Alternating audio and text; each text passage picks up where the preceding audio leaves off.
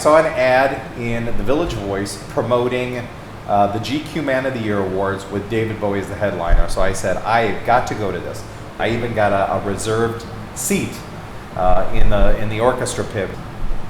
The usher takes a look at my ticket and her face falls and she goes, I'm sorry. And I thought, what? She's like, I got to move you. They have a soundboard in your seating area. She walks me back to the back aisle, and we walk, and we walk. And each step we take gets more exciting because I realize that I'm going to get an awesome seat. Sure enough, I was in the second row from the very front. So my mind is reeling right now. I happen to see David Duchovny walk in front of me, and he stops, looks at me like he recognizes me, and then realizes he doesn't and walks away. I got to see Ashley Judd up close. Pat Riley, who is the GM of the Miami Heat now, at the time coach of the New York Knicks. And I kept thinking, I'm a lowly bookseller. How in the world am I in the midst of all this grandeur? This is crazy. Bowie comes out. It is phenomenal. I see these two guys who move down into the orchestra pit. And I see a guy from VH1, because VH1 was filming this whole thing. The guy holds one end of the gate and the other end of the gate. He's shaking his head, shaking his head, shaking his head. Then a woman with a headset literally comes out of nowhere, whispers in his ear. The guy looks down really sad and steps away. And I thought, holy shit, this is my chance. So I bolt the stage along with everybody else. He plays 2 songs. The second song is Moon Age Daydream, which is one of his greatest off Ziggy Stardust and the Spiders from Mars. I'm so close to the stage, I gotta get a high five. Well, sure enough, I put my hand up there. And Bowie sees my hand, looks at the crowd, kind of does a little posture, goes to slap my hand, and then he holds it. And I thought, holy shit, he's yanking my hand. I'm 250 pounds. And not only am I heavy a guy, and he's a buck 50 of that, I'm sandwiched in between these people. And I have this little teenager. How the hell he got in there? But he was going through puberty at that moment, screaming in my ear, Mr. Bowie, Mr. Bowie! So I screamed to everybody that was going to listen behind me, he wants me up on stage!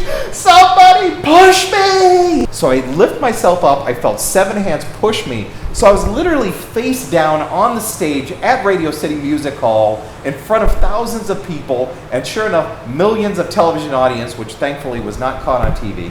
Bowie's there.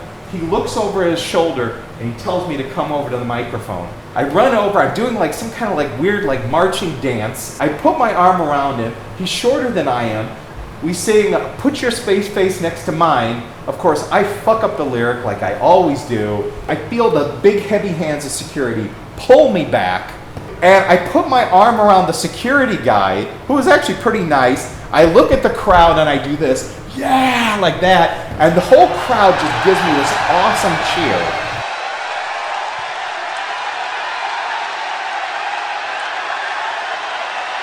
The first guy that greets me is a big, kind of like another good fella. But he was a stagehand. He goes, you know what, buddy? You're a fucking idiot. And I was so dreamy. I said, yeah, I know. And I said to myself for the longest time that no matter what happens in my life, good or bad, I can always look back on that as that was maybe one of the most amazing moments of my life. Make me know you really care, make me jump into the air.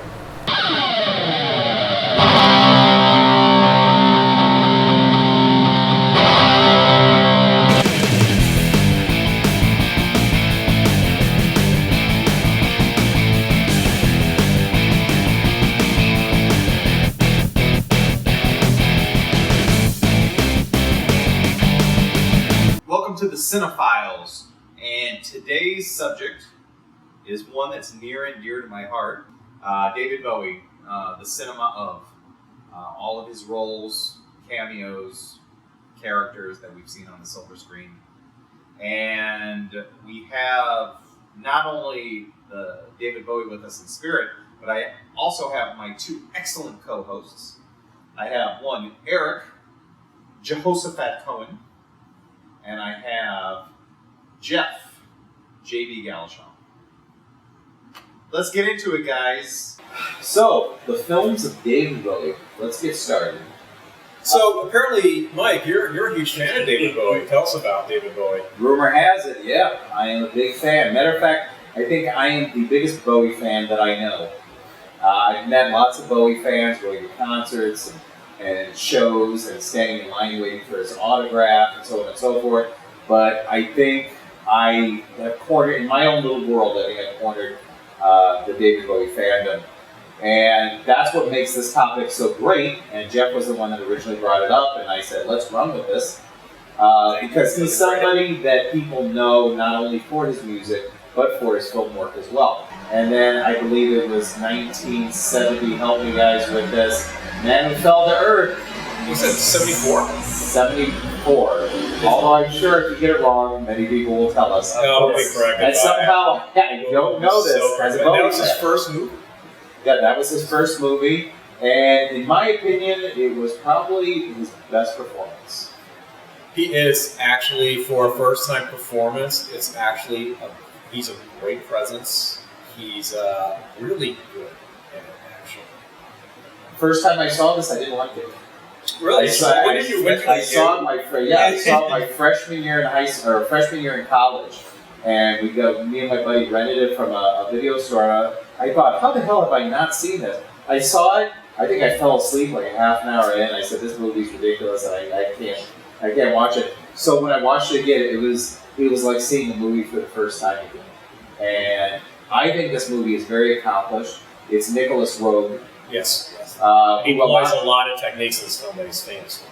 Don't you? If you watch this, like I would, while I was watching the film, I compared it with a lot with his other film, which was Walkabout, and it seems like his films go between reality and dream all the time, or it gives a very dreamy feel. Well, Roeg has always been big on juxtaposing scenes that may not be happening at the same time. You don't know if what you're watching is actually happening in the future or in the past. I would say the film I was going to compare it to is actually Don't Look Now, because he plays with that idea a lot. In fact, that's integral to the point and theme of that movie. He does the same thing with Man Who Fell to Earth, and there's like little subtle things which I think are really cool, sci-fi element, where without saying too much, like how David Bowie's character is able to sort of be in two different time frames at the same time. You know, like when they're driving in a limousine, he looks out the window and sees those people from this, like, I guess, Depression era America, and they can see his. That was a wild scene. Yeah, it's like all these, but it's not on the nose. It's just this like moment that just happens and goes away. It's never addressed. And I thought it was really. This is a being that is so much more than he appears. I think on the surface, if you look at this film immediately and think, well, this is just a very effeminate, strange alien, but there's much more to him than appears. Like that's a great example of the idea of being in multiple time streams, or at least being able to see multiple time streams. Right. Sometimes Rick Torn is fantastic, and sometimes he is so handy. And I kept thinking, and like doing a little bit of research on Rick Torn, it was like I'm researching doing Rick Torn. He's like America. He's the closest thing we have in Hollywood. If you kind of think about it, I mean, he was like a hellion. You know, he was constantly starting fights. Oh yeah, he was from Texas. Matter of fact, Dennis Hopper picked a fight with him once, and I was making fun of it. And Rick Torn said, "I'm from Texas, and I don't back down. We're going to go outside and fight." And Dennis Hopper hid in the house. If it had been made, let's say, more normally, it would have been like Rick Torn. The whole movie would have just showed him and his obsession chasing David Bowie's character. But here, we get to know his character, and then they more interact with each other and kind of affect one another. But what I wanted to say about this film in particular, other than is one of the few times I'll say John Phillips did a fantastic soundtrack for the movie. It's amazing. This film is perfect for Bowie, especially at the time, because it kind of fits that mysticism most people felt about him at the time, so that it doesn't necessarily feel like acting, though it is, because at the time Bowie was playing with stereotypes and also changing images and characters. And I like Mike. The first half of the film, I didn't know what the hell was going on. But by the second half of the film, I really got into it.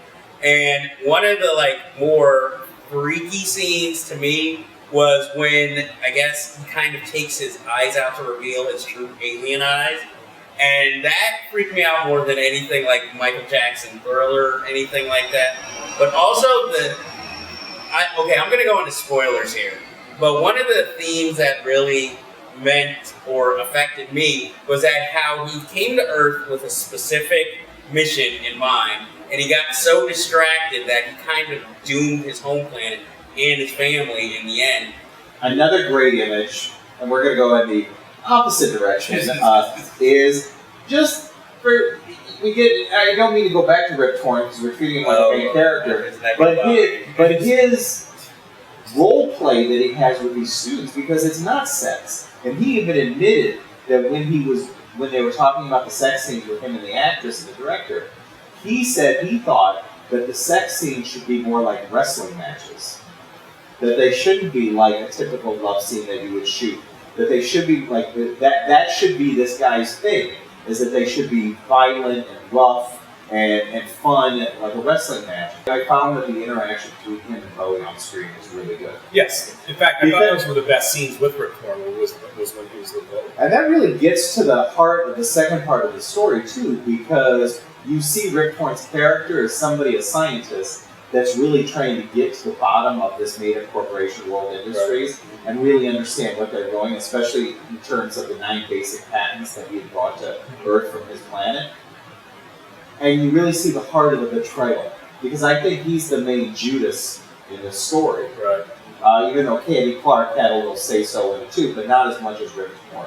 Yeah, no, my feelings about Rip Torn aside, I'm a big fan of this movie. I having rewatched it recently to prepare for this shoot, I'm struck. Yes, it was made in the early 1970s, but a lot of it was so progressive. I mean, the obvious stuff is the full frontal release all across the board, right? Which is interesting. A film like that would not be a commercial. David Bowie and Candy Clark sets the sex scenes. This would be an NC-17 film that was released today. But more than that, you have Bernie Casey, a black man with a white wife. You also have the great Buck Henry. Like you said, very progressive because he's a gay character, right? Which is very interesting, and there's like little the film feels like a fable too in a lot of ways. I love how this guy who's an alien goes through all these sort of Candide adventures dealing with the human race and consumerist culture and getting caught up in that and becoming an addict in the process. I love how the government descends on him. They keep him trapped in this sort of prison for a great deal of time, and he doesn't even realize he could leave at some point because the rest of the world is progressed beyond that. And everybody ages. Right. Everybody ages, and he doesn't. But he moved on to little bit parts. But he ended up doing a stage play, a stage adaptation of The Elephant Man, and this is where he got all of his awards. This is where he got many, many accolades, and casting directors were coming out of the woodwork to work with him, especially on film. And 2 film projects came out in 1983. The Hunger, where he plays a vampire, and Merry Christmas, Mr. Lawrence, where he plays a British captain who is a prisoner of war in, I guess it was Java, which is in the Southeast Asia. Southeast Asia during World War II. Merry Christmas, Mr. Lawrence! So let's get into Merry Christmas, Mr. Lawrence. So Merry Christmas, Mr. Lawrence. I had not seen this film since it originally came out, so I revisited it literally 4 days ago. And it's a really interesting film. I don't know what to say about this film. The aspects of it are fantastic. And then aspects of it are so stylized. I don't know if it's intentional. I saw this movie before the show was even planned, just on a whim, just because I kept hearing about, David Bowie in this film. So I finally decided to watch it. I really enjoyed it, but I don't know how. It's sort of like what Eric said. It has a strange atmosphere when you watch the film. It feels kind of theatrical, but it also feels... Theatrical and stagey, right? Yeah, stagey, but it feels also a little... There's pieces of vividness in the film, but for the most part, it feels stagey. But I really enjoyed David Bowie's role. I love the soundtrack. But one of the things I also found is the subject matter. I found shocking, especially for 1983. I can see if it was made even late. By the way, it's based on a book called Merry Christmas from the Battlefield. because I would have thought it would have been, something more late 80s or even more 90s. But then again, watching the film, I realized that this isn't the type of film that would have been made then either. When the captain of the camp is talking to the soldiers, when one of the British soldiers speaks up and says, this is not the Geneva Convention, this is not allowed. He's like, this is not Germany, there's no Geneva Convention here, you are in the East. And that's the reality of how the Japanese soldiers were in the Japanese command during World War II. Now we should explain that the film was directed by Nagisa Oshima, who also directed The Realm of the Senses, which was a major cult movie. It's a very, and David Bowie plays a character who it's not, I don't want to say stereotype, it's the archetype of the rebellious character who comes into a prison camp situation. It's kind of like mix things up a bit and be rebellious and show some will, strong will against, the commanders of the POW camp. You see that in many POW themed movies. And was willing to put his life on the line many times. And at first you think, is this guy just, very noble character? And then you get the background. But this is like, at the time, he's a star. I think to me at this point he became an icon, at least in my mind, watching this film, because after this, no matter what role he played, he was always, it was different, but it was always small, even though in life he had. Now what do you guys think of the backstory to explain Jack Seller's past on how he was seeking redemption? Yeah, he was, in the movie they explained why he's motivated to be such a sort of rebellious kind of character. Because of something, and somehow he betrayed his younger brother in their past life. I thought it was much ado about nothing a little bit. I didn't think this. I felt, and I understood because a Japanese filmmaker. This was a Japanese co-production. I think it was a Japanese UK, and I think it might have been Italy. I think was involved in this production as well. But it firmly felt Japanese to me, and that there's a tendency to overplay small moments that we wouldn't normally find as all that dramatic, but the Japanese would. And it maybe has to do with honor or whatever, or loyalty, but I felt like, okay, so his brother was harassed by a bunch of bullies, and David Bowie's characters hung out in wings. I mean, it wasn't like afterwards, they still spoke with each other, like everything was all fine. Yeah, but it goes into a lot that he had let his brother down on many occasions. Yeah, but it to me it was more of a thing that... Or burdened by him. Well, it seems like something that you could mention, but it seemed like something you could say in passing for the character, or for the actor to know and use that as a sort of motivation for their character that the audience didn't necessarily need to know. The Hunger, Directed by Tony Scott. Tony Scott, which is discussed in Unfinished Business. Oh, yes. David Bowie basically plays a supporting part in this. Yeah, about the first half hour you get him. Yeah. I think his character's name was Julian. No, I can't remember. we are such fans. I saw it a couple of days ago too. I mean, I've seen it before, but it's one of those films that I don't find it to be very memorable. It's a lot of style. It's style over substance. Beautiful movie. It's two memorable scenes for me stick out. Oh, I can already. Well, one, Bowie aging. Yes, that was the one I didn't expect you to do. That was phenomenal. Yeah, that was Dick Smith. And you never get, what's interesting about The Hunger, in the sense that you never get the impression that these are the Bela Lugosi, Christopher Lee vampires. I like the idea of Catherine Deneuve being sort of the queen vampire, and she uses up lovers because it's her lovers that wind up aging after a while. Right. But she never tells her lovers that. But they can't die, When I saw it the first time, I had no idea who the fuck those zombie creature vampires were coming after Catherine Deneuve at the end. And seeing it again, I was like, oh, those were her ex-lovers. Right. Bowie he was offered to do the soundtrack for a film by Julian Temple called Absolute Beginners. And what Julian Temple wanted to do was basically make a tribute to the period after World War II and before the Beatles. And it was based on a novel focused on the Notting Hill riots, which is a significant event in London's history. But Bowie would not do the soundtrack unless he was given a role in the film. I love his performance. see- Absolutely. I actually think that David Bowie stuff is the best thing in the entire It's- film. But see, to me, that's the whole film. The whole film is very strange. It plays like a stage musical being filmed because you could tell all the backgrounds are fake. Well, it was a big bust at the box office. It bombed at the box office, and the critics hated it. Absolutely hated it. Now, the interesting is, now we're in the 21st century. The reasons why the critics hated it are reasons now that people wouldn't criticize it for. Namely, the music that was used in the movie.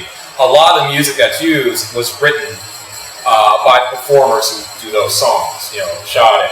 You know, Paul Weller, Style Council. right? Ray Davies of the Kinks. You know, Ray Davies, right. everyone contribute their own songs and they perform their own songs in the movie. And the big criticism the movie had was all the songs which were anachronistic to the time. That's exactly right. Well, now we know, like, we've had so many movies come out that do that anachronistic music thing in period settings.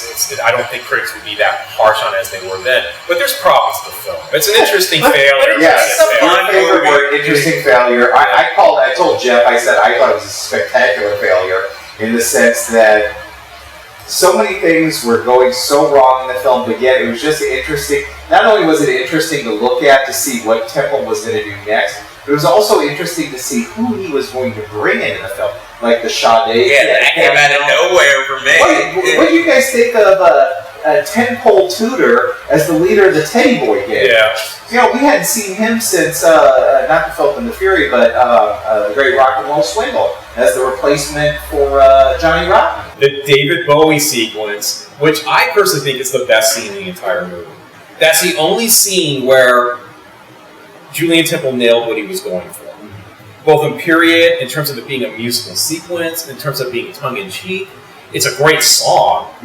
It's a song that doesn't get a lot of attention that David Bowie himself wrote. You mean The Absolute Beginners? No, Absolute Beginner. It's a song that's, I want to say that's Magnetism. I'll have to look. I don't know. I love the song Absolute Beginners. I will have a little undertitle saying what the name of the song is. But when that whole song he sings, when he's an admin telling you what you need to do to make it big and all that stuff. Well done. Jim Henson approached him as the only person that he wanted the role as Jareth, the King of the Goblins, in the film Labyrinth. One of my childhood favorite films, and though the other films are great, this one is the one, of course, growing up with it, that spoke the most to me in my heart. Where did you see this? Did you see this on video or in the theater? Interesting story. I used to get Muppet Magazine as a child, and it was a cover story that this film was coming out. And at the time, as has been noted, I had a huge crush on Jennifer Connelly. So that was the only That's a reason, good crush. other than it being a Jim Henson movie, that was the only reason I wanted to see the film. And this, in of itself, is my first interaction with David Bowie ever on screen. When I saw him on the screen playing Jared, first of all, the songs instantly infected my head. So I was just, I still have that on my iPod, the whole soundtrack. But And underrated too. it is. Very underrated. I mean, it doesn't get the recognition it deserves. I mean, there are some songs in this film that could be taken out of the movie and just be David Bowie singles in of The themselves. music video Underground is really good. I've seen that one. But this film, oh man, I can still watch it and enjoy it, which is something I can't say of a lot of films I watched as an adult that I loved as a child. It's a lot of, Henson's other film, The Dark Crystal, I think Labyrinth is better. I think so too. I think it's more accomplished also. It's also more complicated and complex. It's dealing with a lot of interesting themes there. I mean, you have this girl, Jennifer Connelly, and there's like little digs at sexual awakening and stuff like that, and how that relates to David Bowie's character. But to wrap this up, it seemed to me that he was so successful he could pick and choose what he did. He never had to have a lead. He always seemed to be much more interested in being a big character in a film rather than being a showcase. Right. Matter of fact, he did a very, very strange film in the 90s, 98, called The Gunslinger's Revenge, where he played the villain opposite Harvey Keitel. Favorite Bowie album? Mr. Bowie fan. That would be Aladdin Sane, followed very, very closely by Hunky Dory. Although I've been getting into Diamond Dogs. I was going to say Diamond Dogs is my favorite Bowie album. Right now. Oh, I'm cliche. Ziggy Stardust. Well, it's not a bad cliche. It's not like you said. It's not like you said, "Let's dance." And Oh no. which is actually not a bad album. I also like Low a lot. It was very good.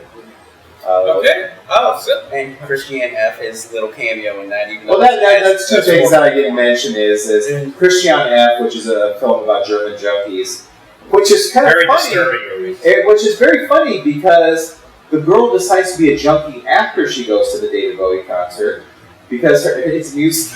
I don't know how this got to be such a thing with him. It's like he allowed his music to be the gateway to her junkieism, which is strange. And how could we not mention one of the greatest concert films of all time, Ziggy Stardust and the Spiders from Mars, which was one of the very first films that the Weinstein brothers had under Miramax when Miramax first came into existence. That's right. I remember reading about that in the Peter Biskin book we just talked about in another episode.